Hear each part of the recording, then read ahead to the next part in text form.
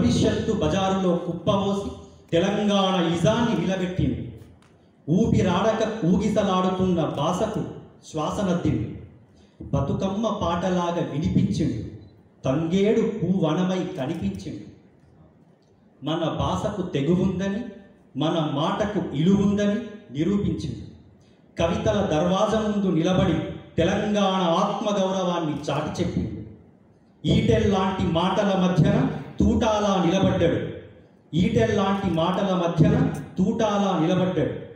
రేపనేది ఉందా అని కుమిలే జాతికి ఉద్యమాల ఊపునిచ్చిండు. నిదరబోయే మెదళ్లలో సిరాచుక్కల వెలుతురు వెదజల్లిండు. తెలంగాణ జాతికి అతడు పెద్ద దిక్కు. మన నేలలో మాండలికాల్ని పండించిన కైతల రైతు. ఆశయాల తొలిపొద్దుగా ఆకాశం సరిహద్దుగా సాగే తెలంగాణకు విశ్వఖ్యాతిని కలిగించింది. అందుకే కాళోజీ నారాయణరావు అచ్చమైన తెలంగాణ పదాల ప్రోవు చెబుతూ చివరగా కాళోజీ గారిని కలుసుకున్నప్పుడల్లా నాకు నారాయణ రెడ్డి